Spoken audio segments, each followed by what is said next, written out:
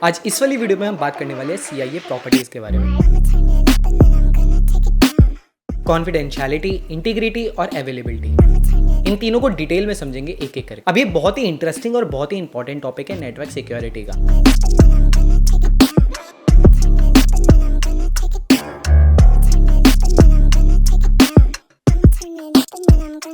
सबसे पहले बात करते हैं कॉन्फिडेंशियलिटी की। इसको बहुत ही आसान भाषा में समझाऊं तो अनऑथराइज्ड पर्सन, कोई भी अनऑथराइज्ड पर्सन मेरे डेटा को नहीं ले सकता। और हम कॉन्फिडेंशियलिटी को मेंटेन कैसे करेंगे? थ्रू क्रिप्टोग्राफी, यानी कि इंक्रिप्शन डिक्रिप्शन।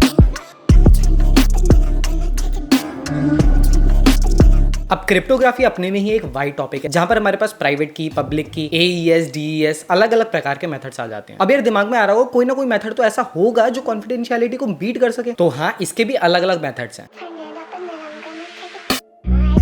जैसे सोशल इंजीनियरिंग, ह्यूमन ब्रेन से खेलना, पासवर्ड क्रैकिंग, फिशिंग, मालवेयर और अदर मेथड्स।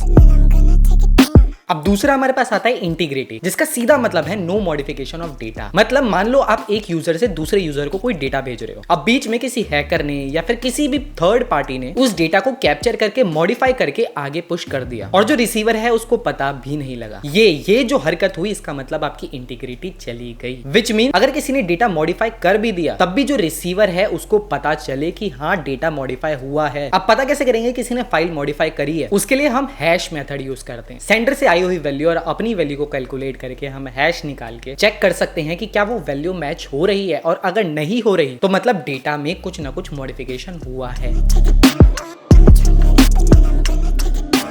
अब जो हमारा तीसरा कॉन्सेप्ट है वो है अवेलेबिलिटी। ये कॉन्सेप्ट क्या कहता है? इसका सिंपल मतलब है कि डेटा 24/7 अवेलेबल हो। अब अवेलेबिलिटी के एग्जांपल देखें तो मान लो मैं उबर से एक कैब बुक करने की कोशिश कर रहा हूँ। बुक करते टाइम ही मेरे पास एक नोटिफिकेशन आ जाता है सर्विस डाउन। तो ऑब्वियस सी बात है मैं उबर की जगह रैपिडो या फिर ओला पे शिफ्ट हो जाऊंगा। तो ये कहीं ना कहीं डायरेक्टली कंपनी की क्रेडिबिलिटी को नुकसान पहुंचा, कस्टमर लूज होते हैं, प्लस लॉसेस भी होते हैं, और इन्हीं लॉसेस की वजह से DDoS जैसे अटैक परफॉर्म किए जाते हैं।